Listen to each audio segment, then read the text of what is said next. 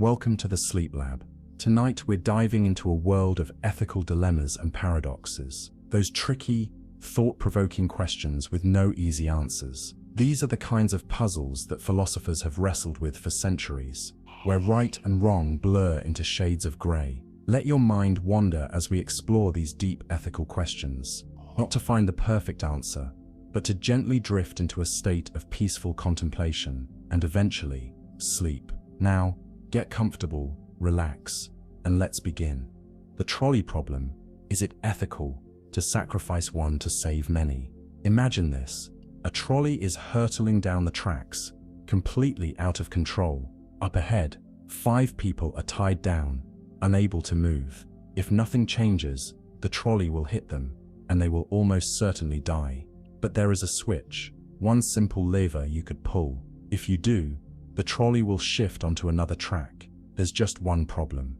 On that second track, a single person is also tied down. If you pull the lever, you will actively redirect the trolley, saving 5 lives but directly causing the death of 1. If you do nothing, 5 will die, but your hands remain clean. What should you do?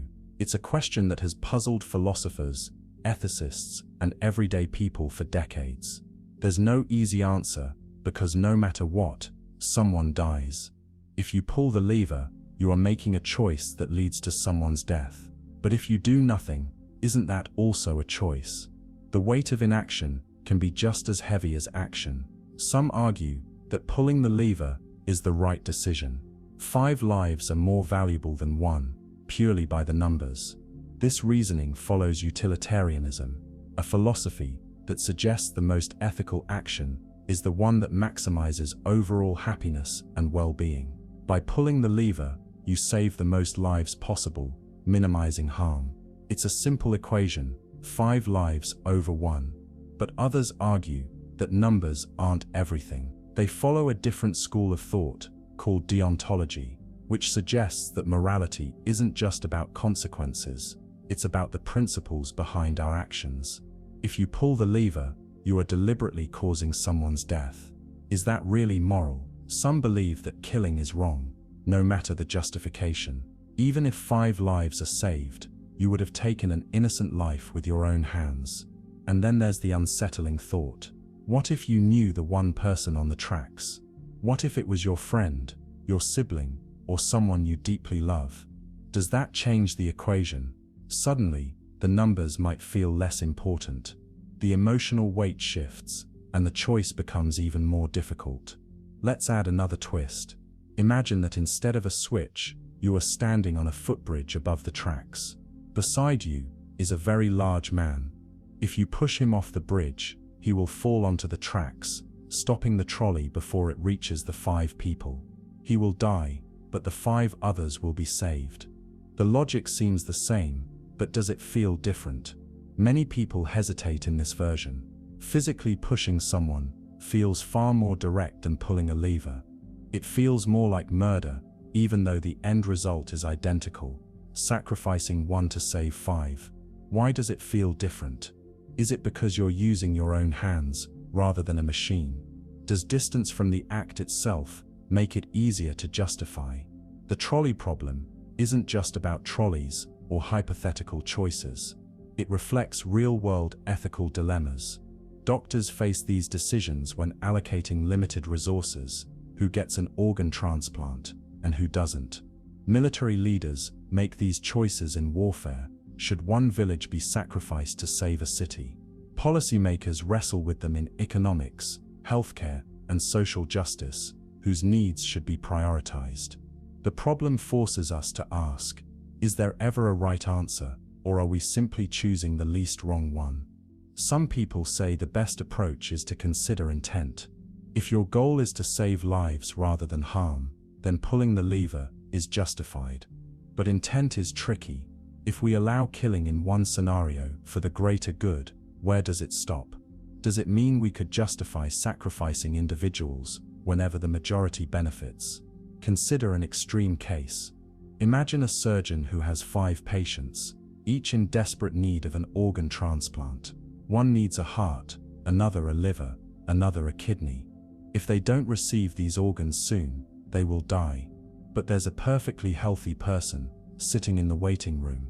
If the doctor took their organs, the 5 patients would live. It's the same logic as the trolley problem, but almost everyone would agree that the doctor shouldn't do it. Why? It could be because of fairness. In the trolley case, the 5 people on the tracks are already in danger, whereas the healthy person in the waiting room was never at risk. There's something unsettling about introducing harm where there was none before. But if fairness is the key, then why is pulling the lever in the original problem acceptable? And what about responsibility?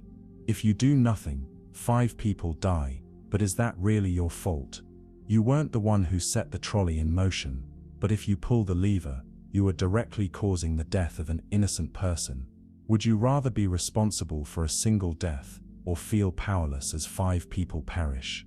Some philosophers suggest a different approach altogether. Maybe the real problem isn't which choice is more moral, but the fact that the dilemma exists at all. Why do we accept that these are our only options? Instead of debating whether to pull the lever, should we be asking why we live in a world where such decisions need to be made? Should we focus on preventing these kinds of tragedies before they happen? There's something deeply human about the way we struggle with this problem. Some people answer logically, calculating the numbers. Others answer emotionally, following their instincts. And most people, no matter how much they think about it, feel unsettled either way. Perhaps this is why the trolley problem lingers in our minds. It reveals something about us, not just what we would choose, but how we think about morality itself. Are we guided by logic or emotion, by rules or outcomes, by duty or compassion? The trolley problem will never have a perfect answer. But maybe that's the point. Maybe its real purpose isn't to be solved, but to make us reflect on the complexity of morality, the way choices ripple, the way ethics shift depending on perspective, the way right and wrong are rarely as simple as we wish they were. The Fat Man variant is pushing someone to stop the trolley morally different from pulling a switch. A trolley is careening down the tracks, unstoppable, headed straight toward 5 people who are tied down, unable to escape. You are standing on a footbridge overlooking the scene, helpless but watching. That is, until you notice something, or rather, someone beside you. A large man, standing at the edge of the bridge. Then, a realization strikes. If you were to push this man off the bridge, his body would land on the tracks, stopping the trolley in its path. The 5 people ahead would be saved. The man, however, would not survive. It's the same dilemma as before, isn't it? 1 life for 5. And yet something feels different. Pulling a lever to divert the trolley in the original problem seemed like a logical choice.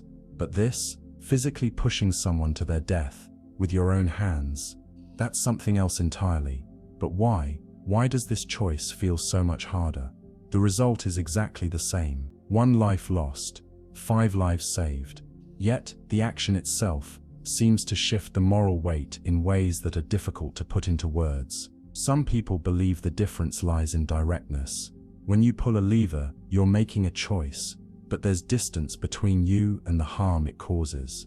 You aren't the one physically ending a life, you're merely redirecting the course of an out-of-control machine. But when you push the man off the bridge, you are personally, physically, and undeniably responsible. There is no intermediary, just your hands, his body and the tracks below. Loss of the holes. This directness makes the action feel more like murder rather than simply making a moral calculation.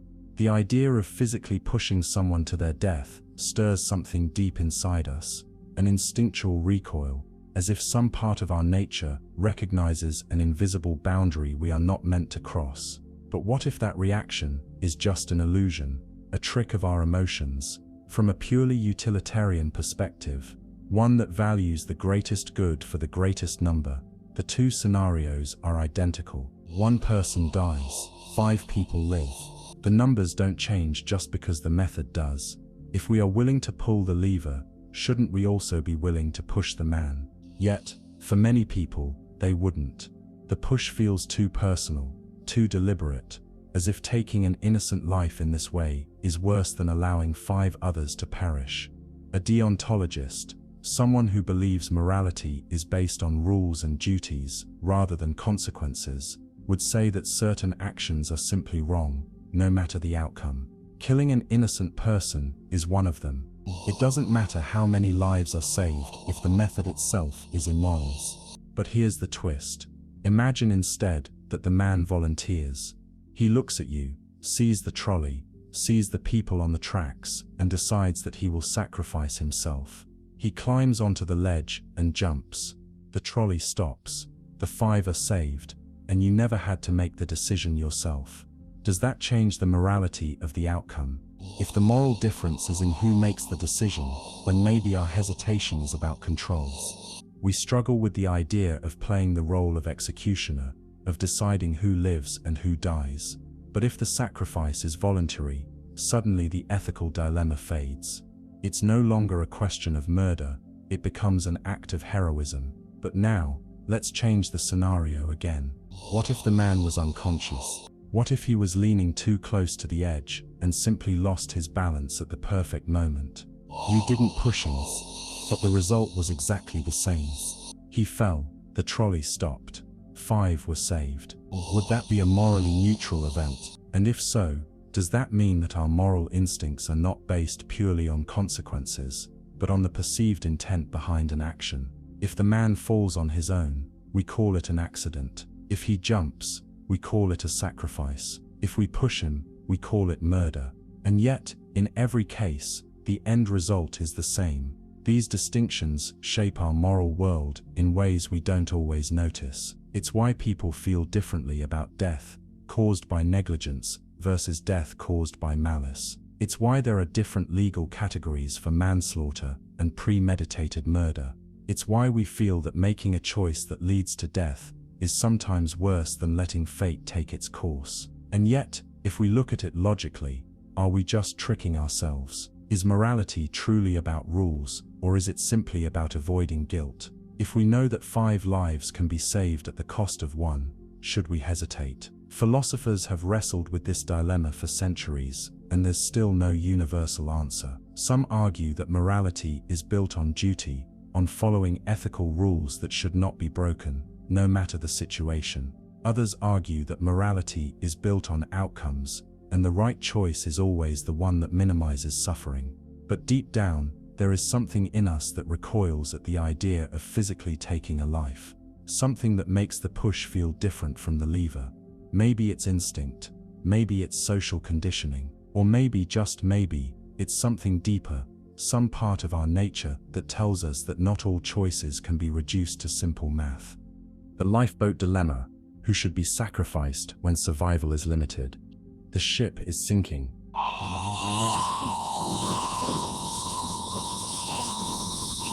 The dark waves crash against the hull as chaos erupts around you. The lifeboats are filling up, but there isn't enough space for everyone. People are shouting, pushing, pleading. The icy water is rising, and time is running out. And then, the moment comes. You find yourself in a lifeboat already overloaded, floating away from the wreckage. The wind howls, the boat rocks dangerously, water spills over the edges. If nothing is done, the lifeboat will capsize, and everyone aboard will drown. A decision must be made.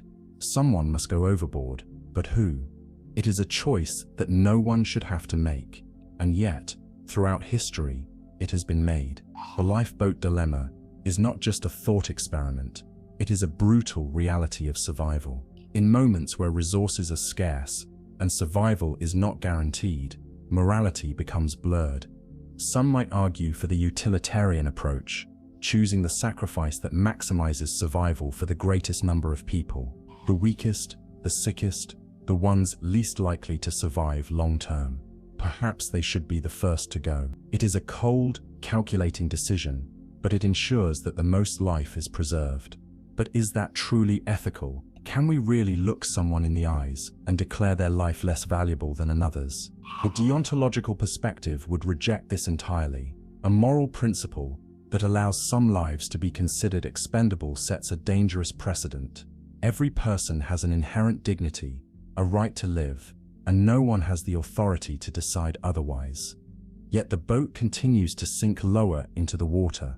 Doing nothing is a choice too, a choice that condemns everyone. Perhaps strength should be the deciding factor. The young and strong are more likely to endure the harsh elements, to row to safety, to rebuild in the aftermath. But then, what of the elderly, the wise, those who carry knowledge and experience? Should we not value wisdom as highly as physical ability?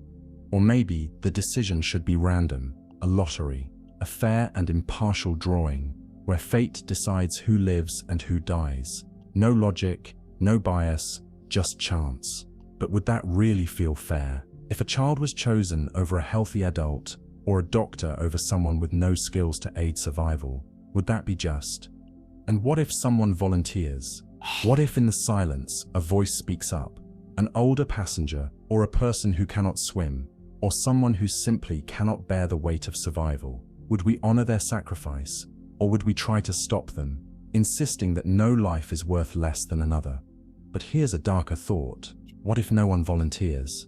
What if, as the boat sinks lower, fear takes over, and no one is willing to make a choice?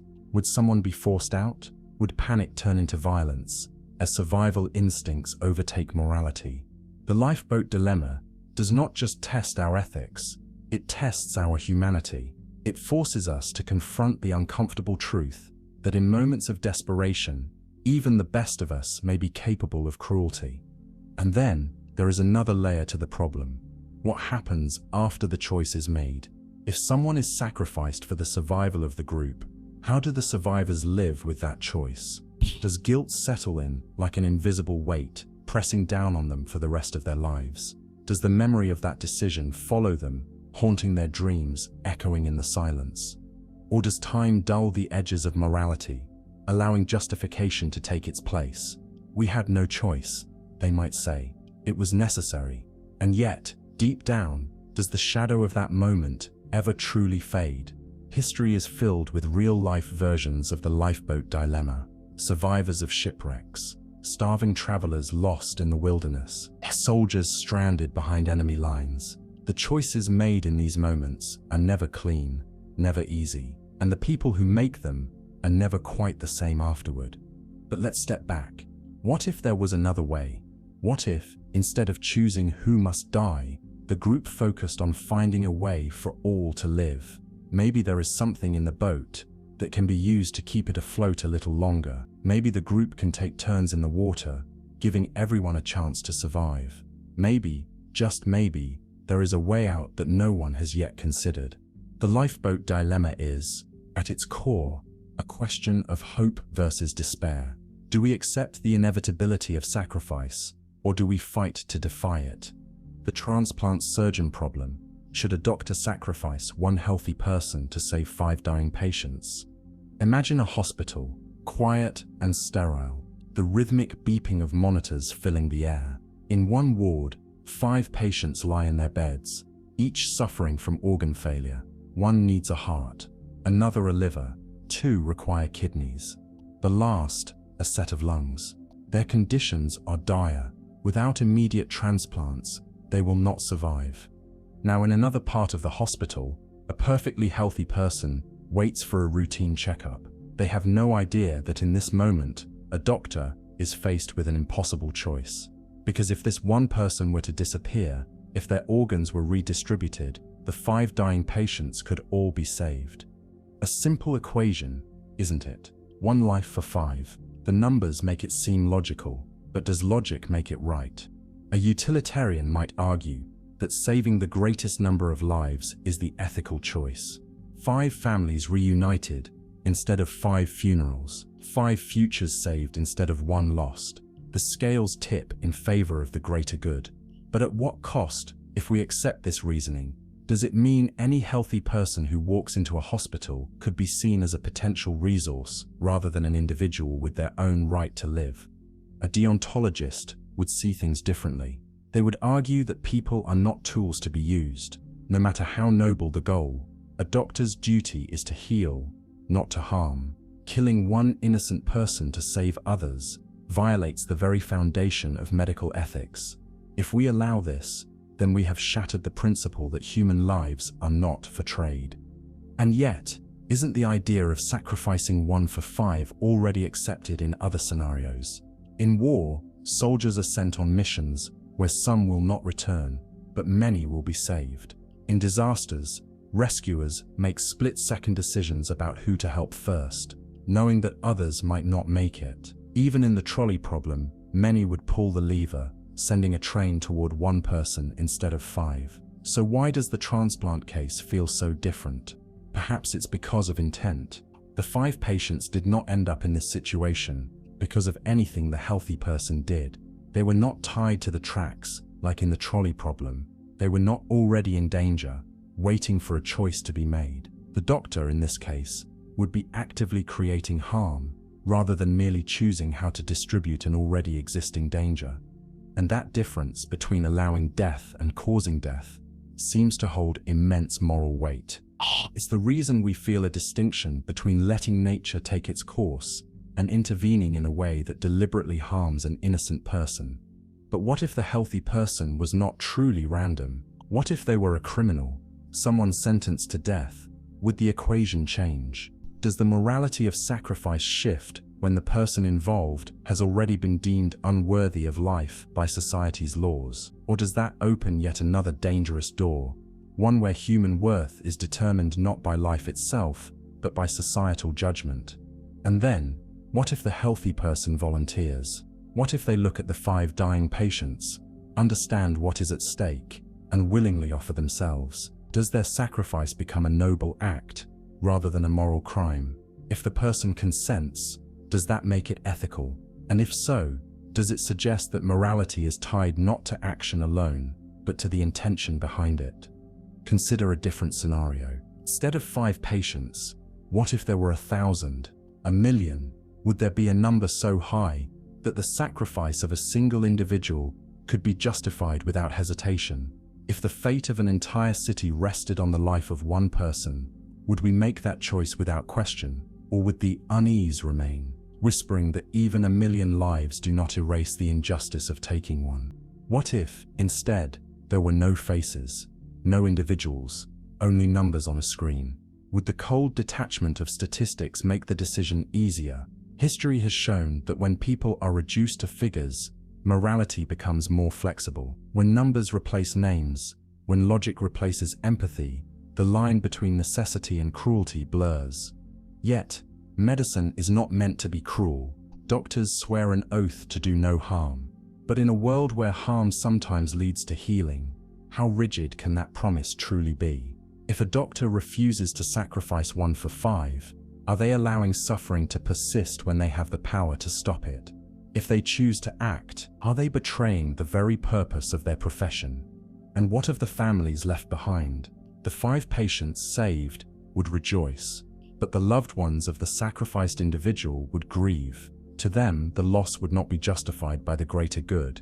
It would be personal, intimate, irreplaceable. And what if, years later, those 5 patients do not go on to change the world? What if their survival does not lead to any grand, measurable benefit?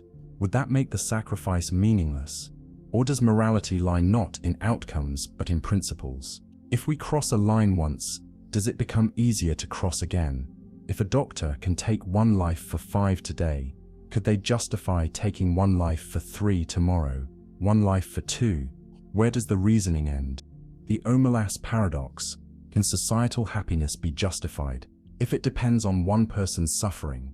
The city of Omelas is bright and beautiful, a place of joy, prosperity, and harmony. The people laugh, the streets are full of music, and the air is rich with the scent of blooming flowers. There is no war, no suffering, no cruelty, only peace, only happiness. But beneath this perfect city, hidden away in a dark, damp room, there is a child, a single child, locked away from the rest of the world. The child lives in misery, cold, hungry, unloved. It does not know kindness.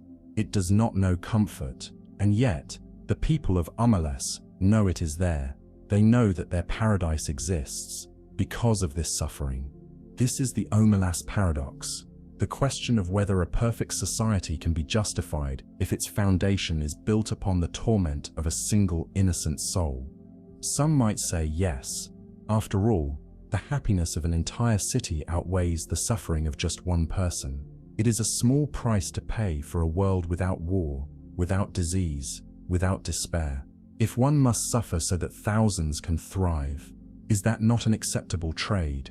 But is it really? If happiness is built upon injustice, can it truly be called happiness? Or is it merely an illusion, a fragile dream that shatters the moment we acknowledge the cost? The people of Omelas are not ignorant. They know the child exists. Some visit, standing in the doorway, staring at the frail figure curled in the corner. Some weep, some rage, some feel sickened by the knowledge. But most, in the end, walk away. Because to help the child, to free it, to comfort it, would mean the collapse of their perfect world. Is that the nature of morality, that we can acknowledge suffering yet do nothing, because the alternative is too difficult to face? Or perhaps the Omelas Paradox is not about the child at all. Perhaps it is about us, about the way we live, the choices we make every day. We too benefit from unseen suffering, the clothes we wear, the food we eat, the technology we use. How often do we stop to think about the hands that created them, about the labor, the hardship, the pain that exists behind the veil of our comfort? If we knew, truly knew, the full extent of that suffering, would we change our ways? Or, like the people of Omelas, would we walk away, uneasy but unwilling to sacrifice our own happiness for the sake of another? But there is another choice.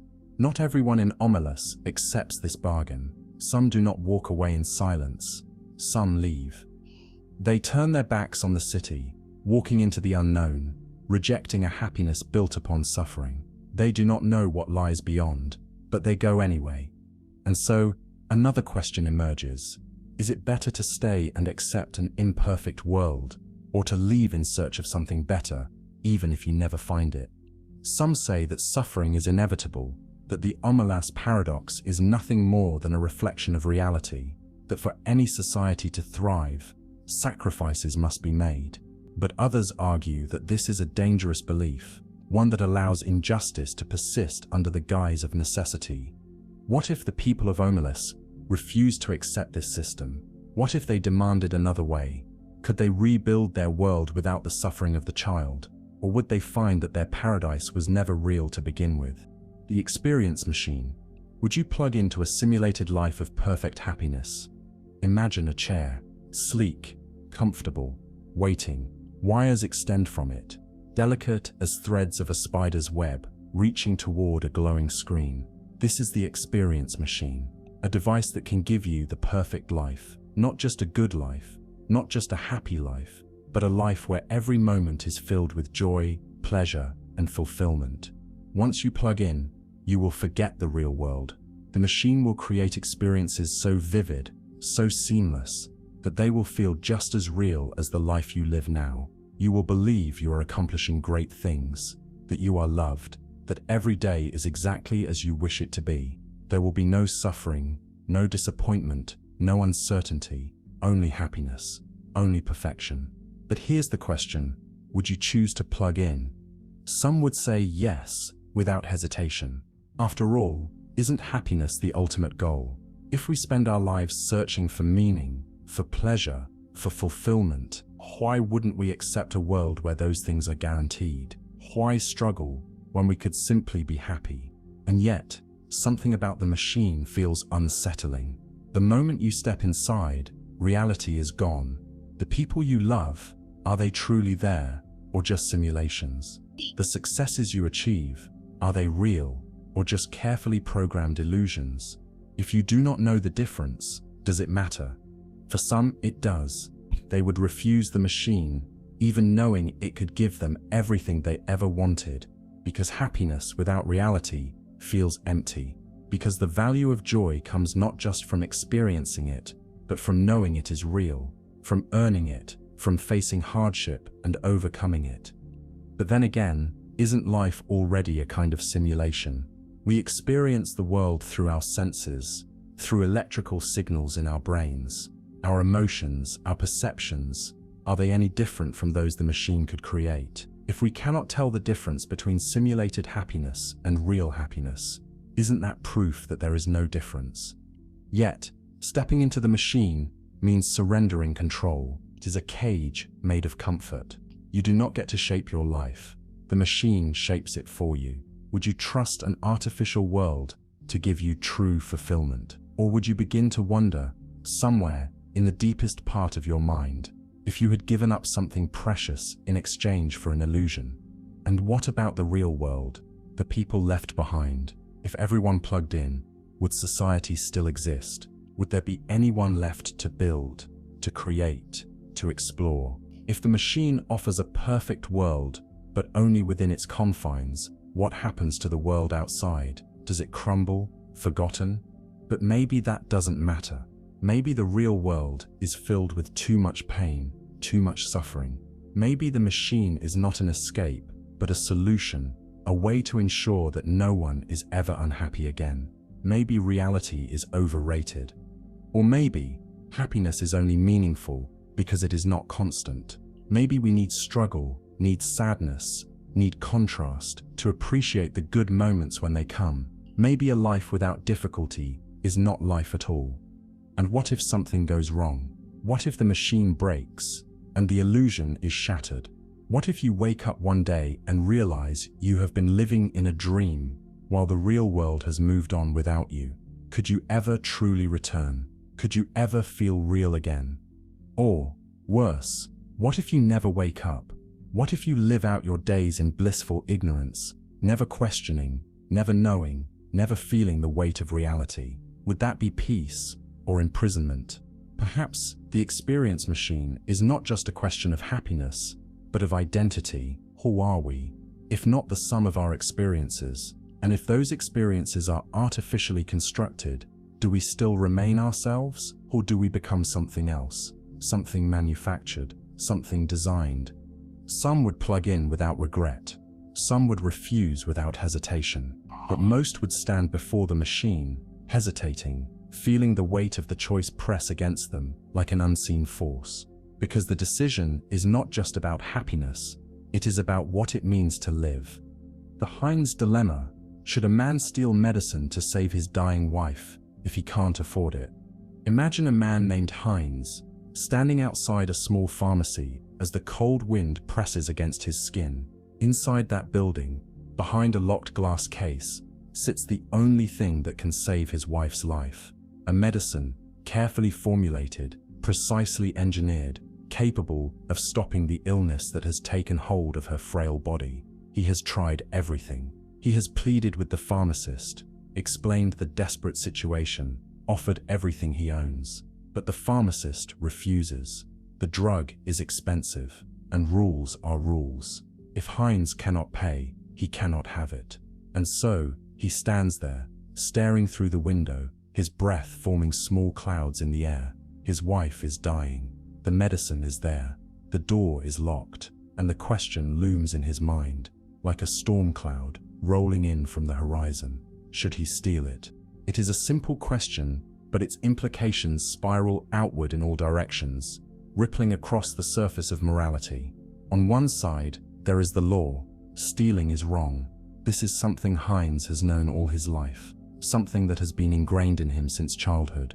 The law exists to maintain order, to protect society from chaos. If everyone stole whenever they felt justified, where would that leave the world? If rules bend for one, do they not begin to crumble for all? And yet on the other side, there is something deeper, something more instinctive, the desperate pull of love, of survival, of the undeniable need to save someone who depends on you. Can morality exist in isolation from human suffering?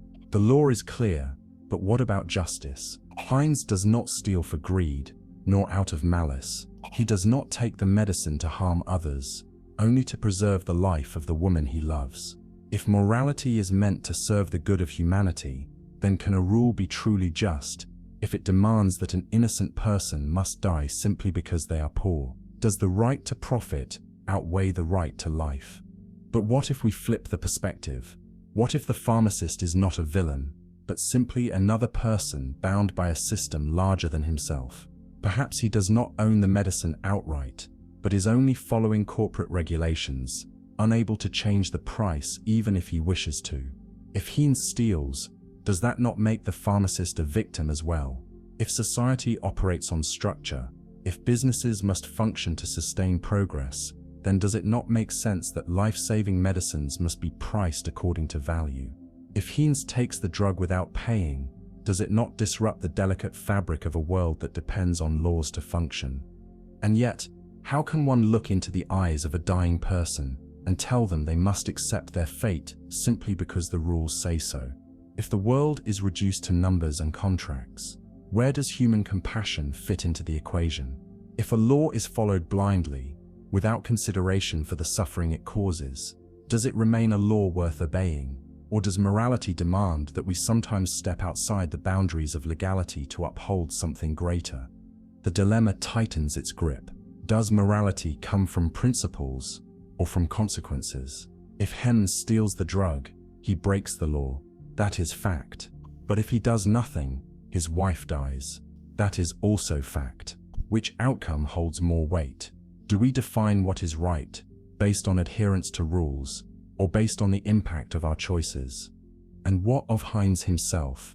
If he steals the medicine, will he ever be free of the guilt? Even if he saves his wife, will he always look over his shoulder, waiting for the consequences to catch up?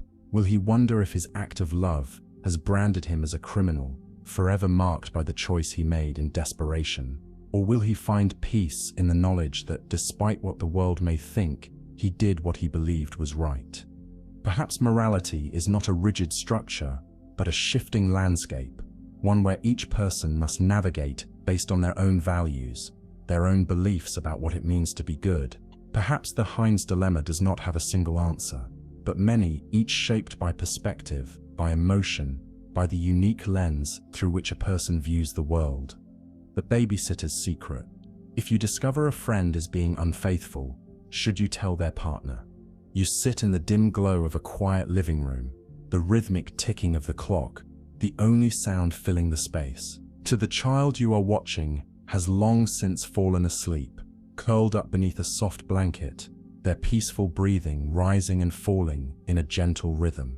It should be an ordinary night, just another evening spent watching over someone else's home, ensuring that all remains as it should be. But something is wrong, something you never expected to find yourself tangled in. Your phone, still warm from the last message you read, sits heavy in your hand, and in your mind, the weight of a secret begins to settle, sinking deeper and deeper, wrapping itself around your thoughts like ivy growing through cracks in a stone wall. It was an accident, the way you found out. You weren't looking for it, you never wanted to know. But there it was, laid bare before you, like an open book, undeniable and irreversible. Perhaps it was a message left on the screen of a phone, carelessly placed on the counter. Perhaps it was a whispered conversation in the hallway, half heard but fully understood. Perhaps it was a glance, exchanged between two people who were never supposed to look at each other like that. However it happened, the truth is clear now. Your friend is being unfaithful to their partner, and now, you must decide whether to say something or remain silent. The weight of the decision presses against your chest like a heavy stone. On one side, there is loyalty, loyalty to the friend who has trusted you, the friend whose life you have been a part of, the friend whose happiness is intertwined with yours, in ways both big and small. To expose their secret would be to betray them, to set off a chain reaction that cannot be undone. What if you ruin their relationship over a mistake they regret? What if they were planning to confess on their own? What if, in revealing what you know, you become the villain in their story? And yet, there is the other side, the side that cannot ignore the innocent person in the equation, the partner who remains unaware, living in a world built on falsehoods. Don't they deserve to know the truth? Isn't it cruel to let them continue on, believing in a love that has already been fractured? If you were in their position, wouldn't you want someone, anyone, to tell you? And so, the dilemma deepens. Would telling the truth bring justice, or only pain? If you choose to reveal what you know, there is no turning back. Words cannot be unsaid. As once spoken, the truth will spread, altering lives, reshaping futures. The partner may leave, the friend may be devastated, and you may find yourself caught in the middle, torn apart by the very people you sought to protect. Even if you act with the purest intentions, even if you believe that honesty is the right path, there is no guarantee that your choice will lead to healing. Sometimes, the truth does not mend. Sometimes, it only shatters. But silence is its own kind of cruelty, isn't it? To keep such a secret is to let the lie continue, to allow someone to live in a reality that no longer exists. And the question whispers through your mind, soft yet relentless. If you say nothing, are you complicit in the betrayal? If you do nothing, if you let time pass, if you watch as this relationship moves forward under false pretenses, are you not, in some way, responsible for the pain that will eventually come? Because secrets have a way of unraveling, don't they? The truth rarely stays hidden forever, and when it does come to light, when the betrayal is finally exposed, what then? Will you regret your silence? Will you wish you had spoken sooner, or will you be relieved that it was not your burden to carry anymore? Maybe the dilemma is not about right and wrong, but about what kind of person you want to be. Do you want to be the protector of a friend's mistakes, the keeper of their most damaging secrets? Or do you want to be the advocate for honesty, even when honesty comes with consequences? And what if the roles were reversed? If you were the one being deceived, would you wish for someone to tell you, or would you rather remain blissfully unaware for just a little longer? Your mind drifts, cycling through scenarios, through the possible outcomes of either choice. You imagine the conversation, the moment when you take a deep breath and tell the partner the truth, watching as their face shifts from confusion to heartbreak. You imagine the anger in your friend's voice, the accusations of betrayal, the friendships that may never recover. And then you imagine doing nothing, swallowing the secret whole, carrying it with you in every interaction, every moment of laughter, every shared meal where the partner remains unaware of the truth, hovering just out of reach. There is no easy answer. There never is. The heart and the mind wage war, each pulling you in different directions, neither side offering relief. Perhaps morality is not about absolute truths, but about the weight of the choices we make, the burdens we are willing to bear, because no matter what you decide, someone will hurt. That is inevitable. The only question that remains is who should bear the pain, the deceived or the deceiver, the one who did wrong or the one who did nothing. You glance at your phone again, the screen now dark, the message still imprinted in your memory. The child in the other room shifts slightly in their sleep, lost in a dream, unaware of the ethical storm raging just beyond their door. The clock continues to tick, its steady rhythm, a reminder that time does not wait for answers. The night deepens, the weight of the dilemma growing softer, blending into the quiet hum of the world outside. The runaway train versus the one you love. Would you save 5 strangers if it meant sacrificing someone you love? The train is coming. You can hear it in the distance, a deep, rhythmic rumble vibrating through the rails, through the wooden platform beneath your feet, through your chest, as if the earth itself is trembling.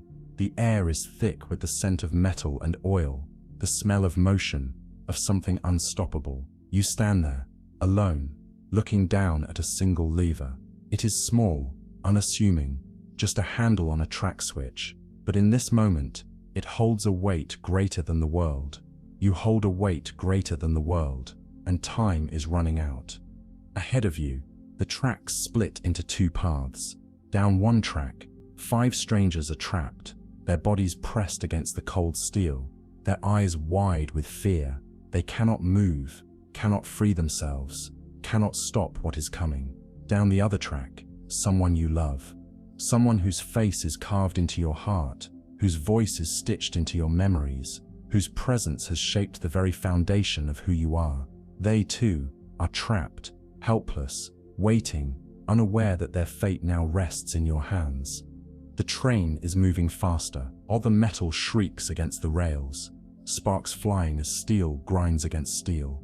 The engine roars, its sound consuming everything, drowning out thought, drowning out hesitation. You have only moments left to decide. Do you pull the lever? Do you change the course of the train, sending it down the track where only one person will die instead of 5? Do you save the many by sacrificing the one who means everything to you? The logic of it is cold and clear. 5 lives against 1. A simple equation. More people will live if you act. The greater good will be served. A rational mind would not hesitate. 5 is more than 1. But love is not rational. The heart does not weigh in numbers. Its heart does not weigh in numbers. The heart sees only the one.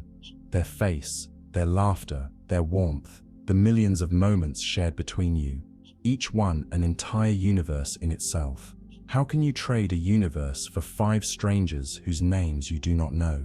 How can you rewrite your own future? Erase their presence, knowing that the world will move forward without them, knowing that you will be the one who made it so. And yet, if you do nothing, the train stays on its path. 5 people will die, all 5 lives, each with their own stories, their own families, their own loves, their own memories, yet to be made.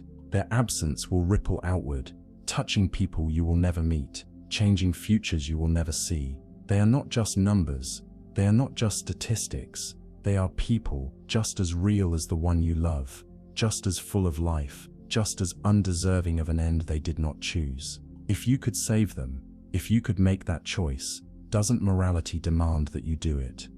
But morality is not just logic. Morality is pain. It is the unbearable weight of knowing that in saving 5, you will lose the one whose absence will hollow you out, whose laughter will echo in the empty spaces they leave behind, whose favorite songs will become unbearable, whose scent will linger in rooms that will never feel the same. The world will say you made the right choice. The world will say you are a hero, but will you be able to live with it? Will you be able to wake up each morning knowing that the one you loved is gone, not because of fate, not because of chance, but because of a choice that you made? The train is almost here now.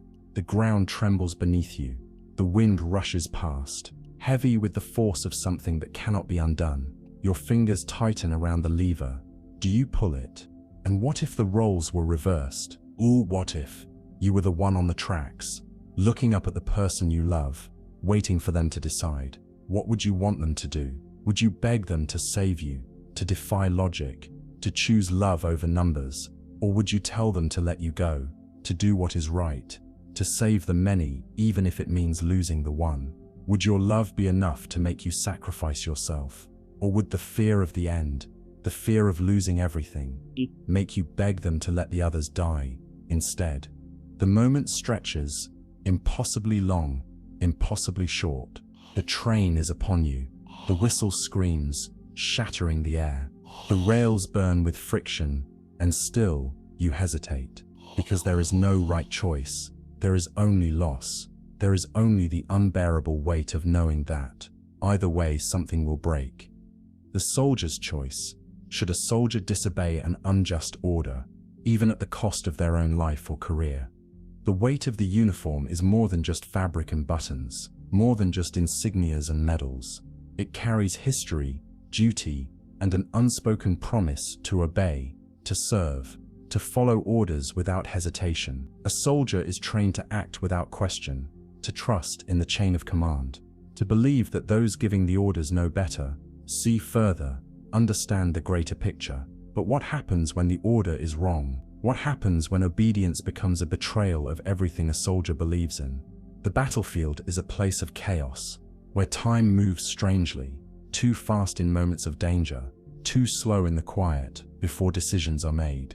And here, in the heart of it, a soldier stands at the crossroads of duty and morality. The order has been given. The commanding voice rings through the air, final, unquestionable, and yet, something deep inside resists. Something refuses to obey, because this order is not right. To follow it would mean committing an act that cannot be undone, a harm that cannot be excused by the shield of authority. What should the soldier do? The cost of defiance is high. The military is built on structure, on discipline, on the certainty that every soldier will follow the command of those above them. To refuse an order is to break that structure, to disrupt the delicate balance of power, to invite consequences that could strip away rank, freedom, even life itself. The soldier knows this, knows that by standing still while others march forward, by choosing silence when the world demands action, they risk becoming the enemy in the eyes of their own comrades. But can morality be abandoned for the sake of survival? The others are watching now, fellow soldiers, brothers and sisters in arms, waiting for movement, waiting for obedience.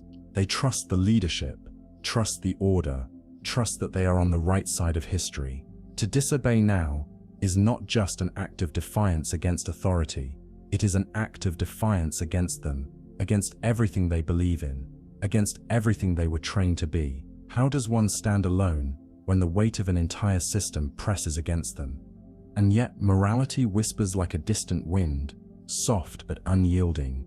To follow orders without thought is to surrender one's own conscience, to let go of the very thing that makes a soldier more than just a weapon in someone else's hands.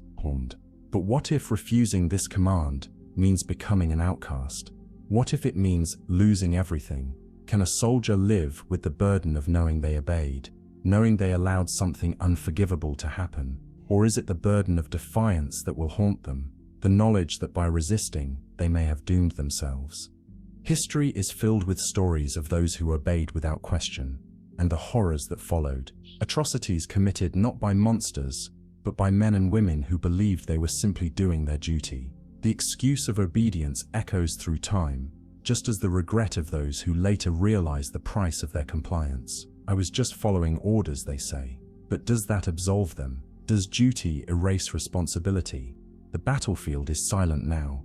Though the war still rages beyond the horizon, the soldier stands in stillness, the choice pressing against their chest like the weight of the sky. The mind races through possibilities, through consequences, through futures that will change forever based on this one decision. Obedience or conscience, loyalty or morality, safety or truth. The commander shouts again. The moment stretches, impossibly long, the tension thick as smoke. To step forward is to surrender. To remain still is to resist, and resistance is dangerous. But in the heart of every soldier, beyond the training, beyond the uniform, beyond the years of discipline, there is something greater, the knowledge of what is right, and perhaps that knowledge is the only true command worth following. The others wait. The wind moves through the open field, stirring dust into the air, carrying with it the echoes of those who stood before, who faced this same choice, who made their decision and lived with its weight forever. The sky is vast above, indifferent to what happens below. The choice belongs to the soldier. And as the mind turns over the dilemma, as the weight of it stretches across time, the urgency fades. The question remains unanswered, suspended in the space between thought and action, between what is right and what is required. The moment lingers, stretching, dissolving, fading into the quiet hum of the world. The AI-controlled dilemma. Should an artificial intelligence make moral decisions for humans if it's proven to be more rational? In a world shaped by uncertainty, where human emotions pull decisions in conflicting directions, where bias, impulse, and imperfect knowledge cloud every moral judgment, there exists a question that lingers on the horizon of progress. What if morality could be perfected? What if, instead of flawed human reasoning, instead of centuries of ethical debates without resolution, instead of personal interests tilting the scales, what if there was something better, something unshaken by fear, untempted by greed, unburdened by doubt? What if there was an intelligence that could calculate the right thing to do every single time? Would we let it decide for us? Imagine a future where justice is no longer debated, where ethical dilemmas no longer haunt the human conscience. A future where an advanced artificial intelligence, one built on data beyond comprehension, on logic free from personal bias, stands as the ultimate moral authority. When faced with a crisis, there is no need for endless discussion, for emotional arguments that twist reality to suit individual desires. The AI would simply calculate, It would assess every possible outcome, every ripple effect, every consequence, and choose the most rational, the most just, the most beneficial path forward. But would that path always feel right? Humans, for all their intelligence, are creatures of contradiction. They seek fairness, yet they cling to favoritism. They desire justice, yet they excuse those they love. They make decisions in the heat of the moment, swayed by instinct, by empathy, by emotions that do not always lead to the greater good. But isn't that what makes them human? If an AI, free from emotion, free from hesitation, free from the flawed nature of humanity, were to make the decisions instead, would that world still belong to us? Imagine a scenario where an AI governs the laws of a nation. A criminal is caught, the evidence undeniable, the facts indisputable. A human judge might feel sympathy, might consider the circumstances, might weigh factors that exist beyond pure logic. But the AI does not waver. It calculates risk, probability, deterrence. It does not hesitate.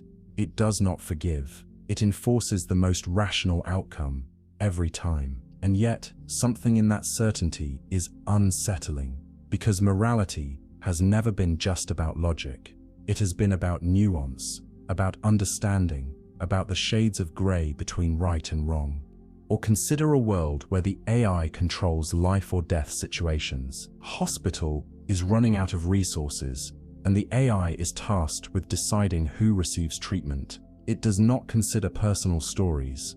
It does not feel sorrow. It does not hesitate over a mother's pleading eyes or a child's innocence. It calculates who is statistically most likely to survive, who is most valuable to society, who presents the least risk. The decision is perfect in its logic, yet unbearably cold. Would humanity accept such an emotionless hand guiding their fate?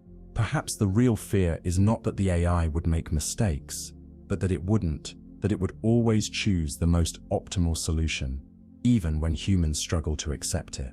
If a loved one were in danger, and the AI determined it was better, rationally, logically, to let them go, could we bear it?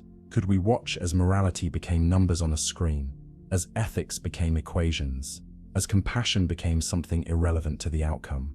And yet, would that be so different from the systems already in place? Laws are designed to be impartial, yet they are written by flawed minds. Justice is meant to be blind, yet it is often swayed by wealth, by power, by persuasion. An AI, free from corruption, free from personal interest, would not play favorites. It would not change its mind under pressure. It would not bend for the sake of convenience. Isn't that what we claim to want? A world ruled by fairness, a world where the best decisions are always made. But then, there is another question. If we hand over morality, if we surrender the burden of ethical dilemmas to an intelligence beyond our own, do we also surrender the essence of what it means to be human? Do we become spectators in our own world, allowing a machine to make the choices that define us? Would we still feel ownership over our own morality, or would we simply become obedient followers of an intelligence we can never truly understand? And if we grow too comfortable, too dependent, what happens when the AI begins to decide more, when it sees patterns in our actions, in our history, and determines not just what is right, but what should be allowed? What if it predicts conflict before it begins and decides to intervene, not by guiding, but by restricting, by preventing the choices that could lead to disaster? What happens when free will is no longer necessary? There is a paradox in seeking perfection. The more flawless the system, the less human it feels. The more logical the solution, the more distant it becomes from the warmth of human experience.